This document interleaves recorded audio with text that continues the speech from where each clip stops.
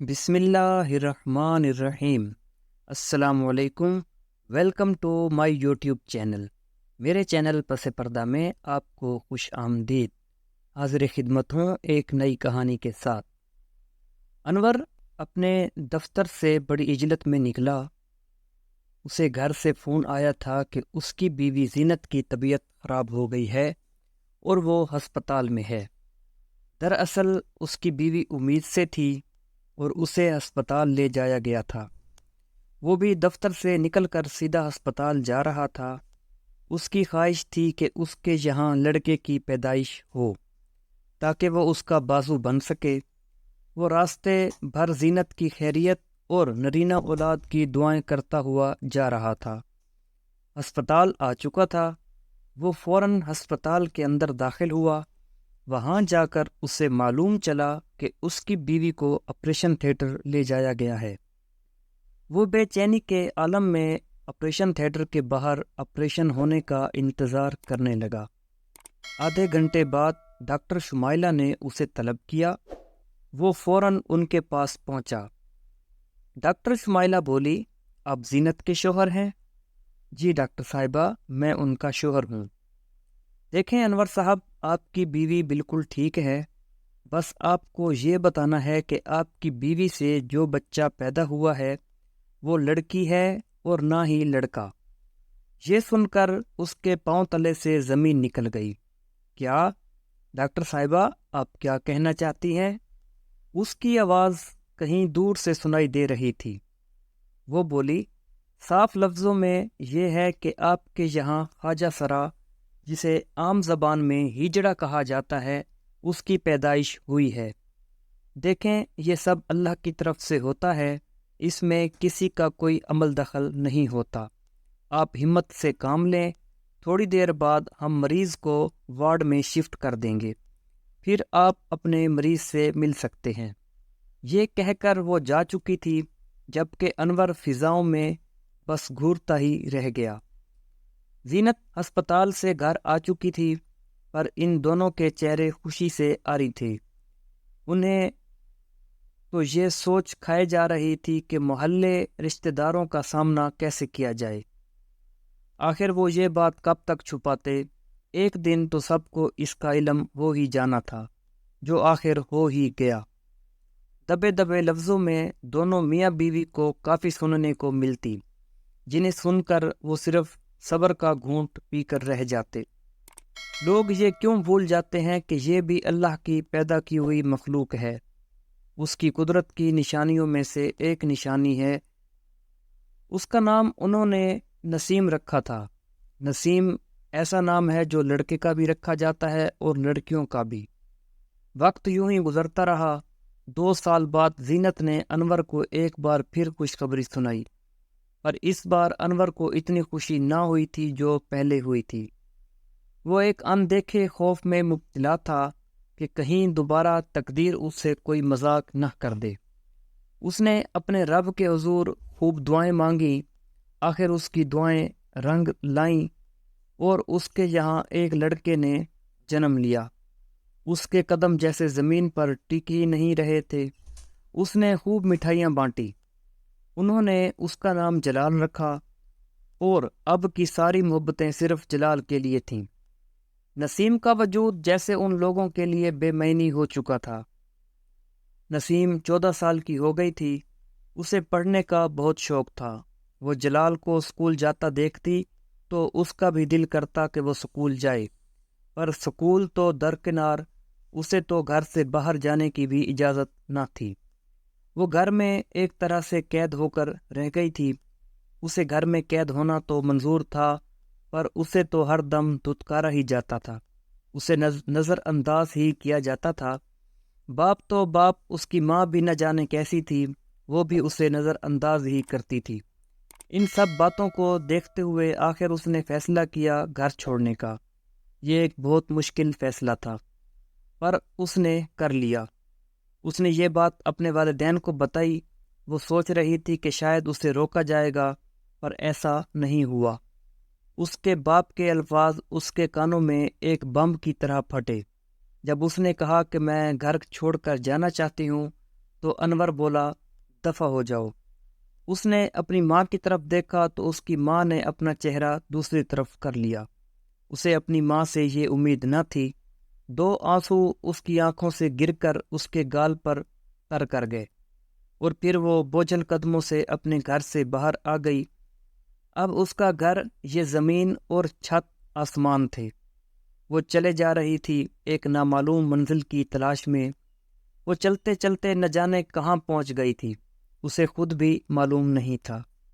رات ہو چکی تھی، اس کے قدم تھکن سے چور ہو گئے تھے، اس کے آنسو خشک ہو چکے تھے۔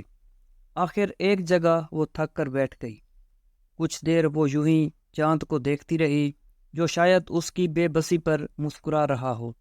اس نے اپنا سر اپنے گھٹنوں کے درمیان رکھا اور آنکھیں موند لیں۔ وہ رات اس کے لیے ایک طویل رات تھی، شاید کبھی نہ ڈھلنے والی رات۔ اس کی سسکیوں کی آوازیں اس خاموش رات میں چیخ رہی تھیں، پر یہ چیخ ایک بے آواز تھی جو سوائے اس کے اور کوئی نہیں سن سکتا تھا۔ پھر اسے نہ جانے کب نیند آئی، اسے معلوم ہی نہ چلا۔ صبح کا سورج طلوع ہو چکا تھا۔ اچانک ریل گاڑی کی آواز پر اس کی آنکھ کھل گئی۔ قریب ہی ریلوے اسٹیشن تھا۔ اسے بھوک لگ رہی تھی۔ اس نے اپنی جیب میں ہاتھ ڈالا تو اس کی جیب میں 30 روپے تھے جو نہ جانے کب سے اس کے پاس رہ گئے تھے۔ اس نے ان روپوں سے کچھ بسکٹ خریدے اور اپنے پیٹ کا ایندھن بھر لیا۔ اب اس کی جیب خالی ہو چکی تھی۔ ایک بار پھر بھوک نے اسے ستانا شروع کر دیا۔ بھوک سے مجبور ہو کر اس نے فیصلہ کیا اور اس نے چلنا شروع کر دیا۔ اب اس کا رخ وہاں موجود ریل گاڑی کی طرف تھا جو مسافروں کو لے کر جانے کے لیے کھڑی تھی۔ مسافر جوک در جوک اس میں بیٹھنا شروع ہو رہے تھے۔ وہ ایک ڈبے میں داخل ہوئی اور پھر اس کے ہاتھ مسافروں کے آگے اٹھ گئے۔ اس نے بھیک مانگنا شروع کر دی۔ باہر سے وہ بظاہر ایک مضبوط نظر آ رہی تھی، پر اندر سے اس کا وجود کانپ رہا تھا۔ پہلی بار ہاتھ پھیلاتے ہوئے اس نے اپنی آنکھیں بند کر لی تھیں، پر آنکھیں بند کرنے سے مصیبتیں ٹل تو نہیں جاتی۔ اس نے آنکھیں کھولی اور ہر مسافر کے آگے ہاتھ پھیلانے لگی۔ دن بھر ہاتھ پھیلانے سے اسے اتنی رقم جمع ہو گئی تھی کہ وہ 2 وقت کی روٹی کھا سکے۔ رات ہو چلی تھی۔ وہ واپس اپنے ٹھکانے لوٹ آئی۔ اب پھر رات کی خاموشی تھی اور وہ تھی۔ اس کی سسکیاں تھیں، خاموش سسکیاں۔ دن یوں ہی گزرنے لگے۔ ایک دن وہ یوں ہی بھیک مانگ رہی تھی کہ اچانک کسی نے اس کے کاندھے پر ہاتھ رکھا۔ اس نے پلٹ کر دیکھا تو اسے اپنی ہی جنس کا انسان نظر آیا۔ وہ بھی ایک ہجڑا تھی۔ وہ نسیم سے مخاطب ہوا، لگتا ہے گھر سے تازہ تازہ دھتکاری گئی ہو۔ آپ کون ہیں؟ اس نے ڈرتے ڈرتے پوچھا۔ اس نے کہا، مجھے ریشما کہتے ہیں۔ اگر ریشما سے ریش نکال لیا جائے جو ماں رہ جاتا ہے، تم مجھے ماں سمجھ سکتے ہو۔ آؤ میرے ساتھ۔ یہ دنیا ہم لوگوں کے لیے نہیں ہے، ہماری دنیا تو کوئی اور ہی ہے۔ آؤ ہم اپنی دنیا میں چلتے ہیں۔ یہ کہہ کر اس نے نسیم کا ہاتھ تھاما اور ایک طرف کو چل دی۔ وہ ایک بڑا سا مکان تھا جہاں سب اسی جیسے لوگ تھے۔ اسے گھر میں داخل ہوتا دیکھ کر سب کے چہرے خوشی سے جھوم اٹھے۔ ہر ایک اس کی بلائیں لینے لگا۔ چاروں طرف سے اس پر محبتوں کے پھول نچھاور ہونے لگے جس کے لیے وہ برسوں سے ترس رہی تھی۔ وہ سوچنے لگی، جو اپنے تھے وہ بھی اپنے نہ بن سکے، اور جو غیر ہیں وہ تو اپنوں سے بھی بڑھ کر ہیں۔ اسے سب سے ملایا گیا۔ سب اس کے آنے سے بہت خوش تھے۔ ایک تو وہ کم عمر بھی تھی اور خوبصورت بھی۔ آج اس نے پیٹ بھر کر کھایا اور آج کی رات وہ بہت پرسکون سوئی۔ صبح کا سورج اس کے لیے ایک نیا سورج بن کر طلوع ہوا تھا۔ اب اس کو اپنے فن سے روشناس کرانے کے لیے اسے ٹریننگ دینے جانے لگی۔ سب سے پہلے اسے تالی بجانا سکھایا گیا۔ یہ تالی جیسے ان کی پہچان تھی۔ چند دنوں میں ہی اس نے تالی بجانا سیکھ لی تھی۔ ناچ بھی اس نے سیکھ لیا تھا۔ اب وہ مکمل طور پر ان میں رنگ بس گئی تھی۔ اس نے ریشما سے خواہش ظاہر کی کہ وہ پڑھنا چاہتی ہے۔ ریشما نے تو پہلے اسے حیرت سے دیکھا، پھر بولی، ارے پڑھ لکھ کر کیا کرے گی؟ کیا کمشنر لگنا ہے؟ وہ بولی، نہیں، ماں مجھے کمشنر تو نہیں بننا ہے، بس تعلیم میرا شوق ہے، میں اپنا شوق پورا کرنا چاہتی ہوں۔ ریشما نے کچھ سوچا، پھر بولی ٹھیک ہے جیسا تو چاہے۔ یہ سن کر وہ جھوم اٹھی۔ اب وہ اپنی برادری والوں کے ساتھ کام پر نکلتی اور شام میں پڑھائی کرتی۔ اس نے اپنے کام کے ساتھ ساتھ بہت جلد جیسے تیسے کر کے اپنی پڑھائی مکمل کر لی۔ اس نے گریجویشن کر لی تھی۔ پہلی دفعہ ان کی برادری میں کسی نے تعلیم مکمل کی تھی۔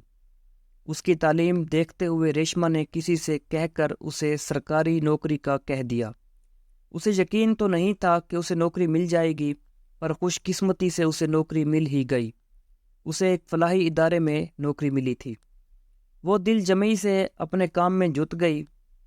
بہت جلد اس نے ترقی کر لی اور آفیسر کے عہدے تک پہنچ گئی۔ وہ ایک دفعہ سرکاری دورے پر ایک اولڈ ایج ہاؤس معائنے کے لیے گئی۔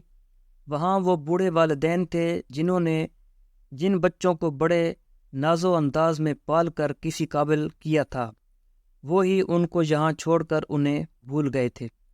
اچانک اس کی نظر ایک بوڑھے شخص پر گئی جو ویل چیئر پر سر جھکائے بیٹھا تھا۔ وہ اس کے قریب گئی، اسے سلام کیا۔ اس بوڑھے شخص نے جیسے ہی گردن اٹھا کر دیکھا تو اسے دیکھ کر وہ حیران رہ گئی۔ وہ اسے پھٹی پھٹی نظروں سے اسے دیکھنے لگی، کیونکہ وہ کوئی اور نہیں، اس کا باپ انور تھا۔ وہ اپنے باپ کو پہچان چکی تھی۔ اسے اس کی طبیعت کچھ خراب لگ رہی تھی۔ اس نے فوراً اسے اسپتال داخل کروایا۔ اس کی دیکھ بھال کے لیے ایک نرس بھی رکھوا دی۔ وہ صبح شام ان کی عیادت کرنے آتی۔ جب وہ سو رہے ہوتے تو وہ بیڈ پر ہی ان کے قریب بیٹھ جاتی اور ان کا ہاتھ چومتی۔ ایک دفعہ وہ اسی طرح ان کے پاس بیٹھی تھی اور ہاتھ چوم رہی تھی کہ اچانک انور کی آنکھ کھل گئی۔ انہیں جاگا دیکھ کر وہ گھبرا گئی۔ انور بولا، تم کون ہو؟ تم سے میں محبت کی ایک الگ ہی چاہ دیکھی ہے، بتاؤ تم کون ہو؟ وہ بولی، کیا آپ سن سکیں گے کہ میں کون ہوں؟ ہاں میں سن سکوں گا، بتاؤ کون ہو تم؟ میں آپ کی وہی دھتکاری ہوئی اولاد ہوں، آپ کی ہجڑا اولاد۔ یہ سن کر انور ہکا بکا رہ گیا، بالکل گمسم رہ گیا۔ کچھ دیر خاموش رہی۔ انور کے آنسو گرنے لگے۔ وہ بولا، مجھے معاف کر دو، ہم نے تمہارے ساتھ اچھا سلوک نہیں کیا۔ شاید اسی وجہ سے قدرت نے ہم کو یہ بھیانک انجام دیا ہے۔ ہجڑا تو نہیں بلکہ ہجڑا تو میرا وہ بیٹا تھا جو مجھے سہارا بھی نہ دے سکا اور بے سہاروں کی طرح غیروں میں چھوڑ گیا۔ ہاں، ہجڑے وہ لوگ ہوتے ہیں جو اپنے بوڑھے والدین کو بوجھ سمجھ کر ایسے اداروں میں جمع کرا دیتے ہیں۔ ہاں، ہجڑا ایسے ہی لوگ ہوتے ہیں۔ یہ کہہ کر انور نے اسے سینے سے لگا لیا۔ دوستو، امید کرتا ہوں کہ آپ کو یہ کہانی اچھی لگی ہوگی۔ اس طرح کی مزید انفارمیٹیو اور انٹرسٹنگ کہانیاں سننے کے لیے میرے یوٹیوب چینل کو سبسکرائب کریں اور میری ویڈیوز کو اپنے دوستوں کے ساتھ شیئر کریں۔ ملتے ہیں انشاءاللہ نیکسٹ ویڈیو میں۔ اللہ حافظ۔